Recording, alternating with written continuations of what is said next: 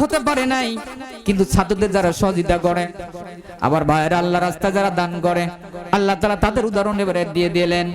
মাসালুল লাযীনা ইউনফিকুনা আমওয়ালাহুম ফি সাবিলিল্লাহি কামাসালিন হাববাতিন আম্বাতাত সাবআ সানাবিলা ফি কুল্লি সুমবুলাতিন মিয়াতু হাব্বা ওয়াল্লাহু ইউদাইফু লিমান ইয়াশাউ ওয়াল্লাহু ওয়াসিউন আলিম। পড়েন আল্লাহু আকবার।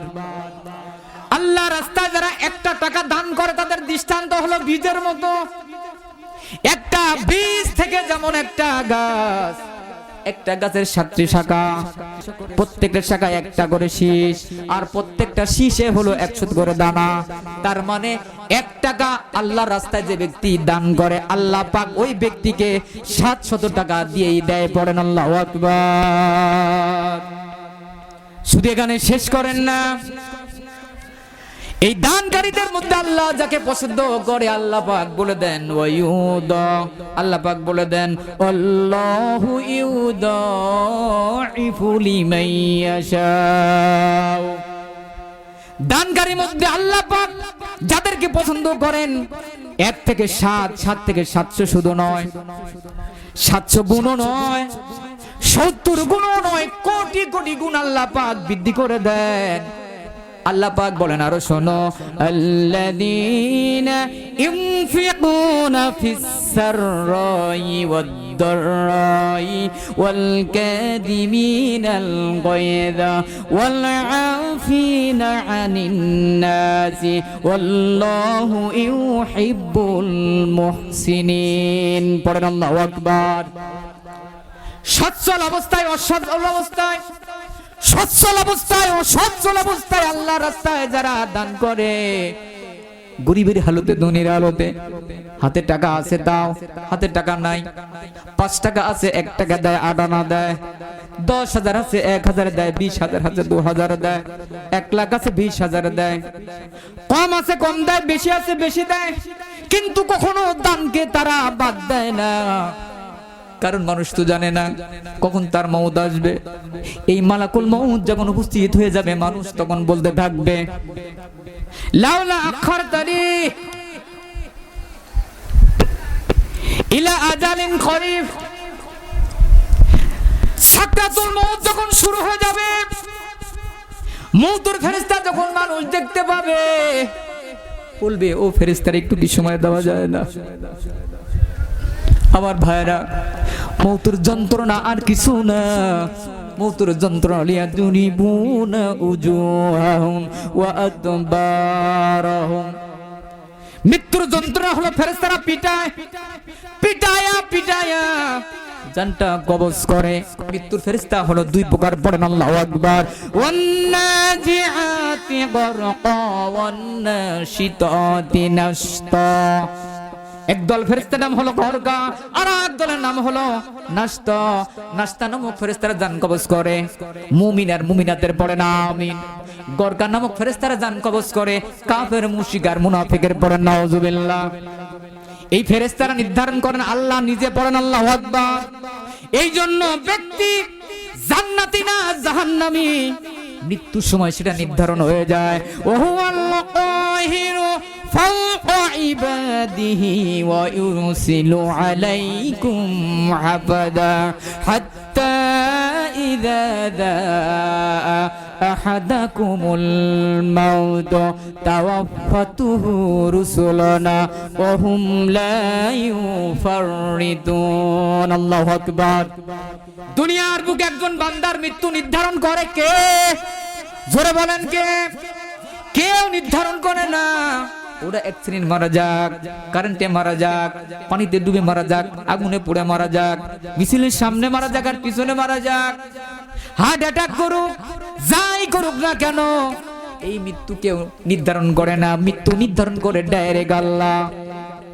মৃত্যু নির্ধারণ করার পর 2 প্রকার ফেরেশতা, যে কোনো এক প্রকার আল্লাহ তাআলা পাঠায় দেয়। ব্যক্তি যদি মুমিন হয় নাস্তা নামক ফেরেশতা পাঠায়। তাফসীর কাবীরে লেখা হয়েছে এর সংখ্যাই হলো ৭০,০০০। পড়েন আল্লাহু আকবার। এই ৭০,০০০-এর প্রধান হলো মালাকুল মাউত আজরাইল। আর ব্যক্তি যদি কাফের মুশরিক হয় গরগা নামক ফেরেশতারা পাঠায়া দেয়, এর সংখ্যা হলো ৭০,০০০। এদেরও প্রধান হলো মালাকুল মাউত আজরাইল। এইবার যদি ব্যক্তি মুমিন হয় ওরা রওনা করে আসমান থেকে। এবার আসমান থেকে তারা রওনা করে, হাদিসে কুদসিতে আছে জান্নাতের কাফনের কাপড় নিয়ে মুমিন ব্যক্তির কাছে এবার তারা চলে আসে এবং সালাম দেয়। আর তারা বলে ইয়া আইয়াতুহান নাফসুল মুতমাইন্না ইরজিই ইলা রাব্বিকি রাদিয়াতাম মারদিয়া ফাদখুলি ফি ইবাদি ওয়াদখুলি জান্নাতি। পড়েন আল্লাহু আকবার। ও হে প্রশান্তিময় আত্মা, ইরজি আসো, কারণ আমরা যেখান থেকে আসছিলাম সেখানে ফিরে যাব। এই জন্য বলা হয় ইন্না লিল্লাহি ওয়া ইন্না ইলাইহি রাজিউন। যেখান থেকে এসেছিল সেখানে ফিরে গেল। মৌত শোনার কথা, মৌতের কথা শোনার পর এটা বলি কি বলি না?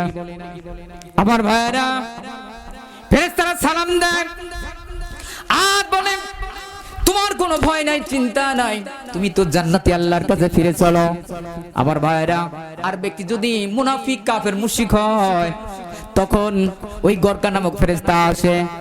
আল্লাহর নবী জানিয়েছেন হাদিসে কুদসি, জাহান্নামের কাফনের কাপড় নিয়ে এই ফেরেশতা চলে আসে। আসার পর এবার তারে সালামও দেয় না। এই ব্যক্তির এবার দুর্গন্ধযুক্ত কাফনের কাপড় নিয়ে আসে এবং ফেরেশতাদের বিকট আকার আকৃতি হয়।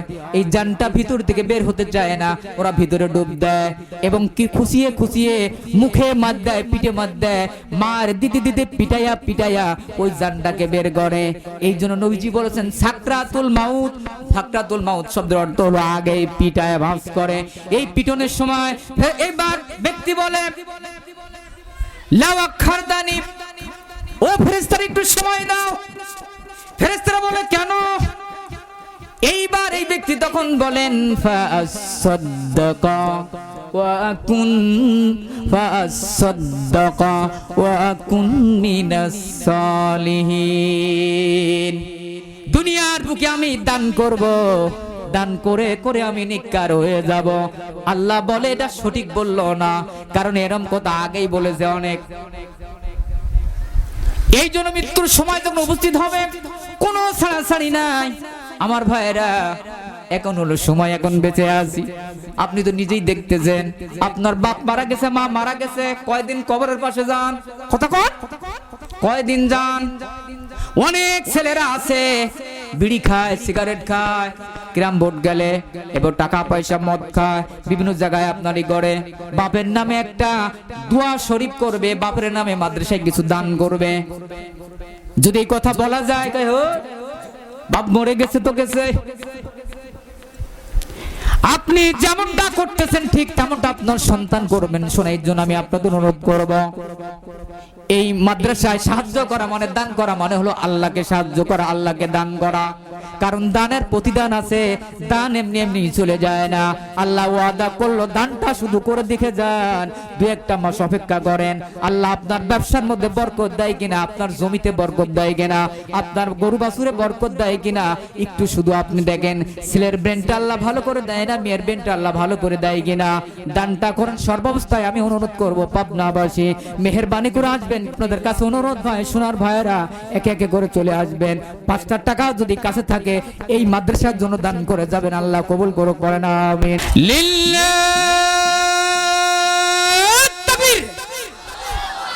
লিল্লাহ তাকবীর। দানবীর হাবিবুর রহমান 500 টাকা জোরে গন্ধার হবা, 5000 টাকা জোরে গন্ধার হবা, আরে একটু জোরে গন্ধার হবা, আরো জোরে গন্ধার হবা। রব্বি কারীম, দান তুমি কবুল করে নাও, জেনে মালে বরকত দাও, হায়াত বৃদ্ধি করে দাও, আশা নিয়েও তুমি পুরা করো। আব্বা আমার কবর জগতে সব পোষা যদি বেঁচে থাকে নেক হাত বাড়ায়া দাও, বেটা পিরি নেক বুদ্ধি দান করো, যোগ্য সন্তান দুনিয়ার বুকে বানায়ো, বাপ্পার মুখ উজ্জ্বল করায়ো, যারা কবরস্থ তাদের কবরে সব পৌঁছা দাও। আল্লাহ তোমার প্রতিষ্ঠান, তোমার নবীর প্রতিষ্ঠানে সাহায্য করে, হাসরের ময়দানে তুমিও সাহায্য দিয়ে আল্লাহ জান্নাতের ফয়সালা করো, পড়ে না আমিন।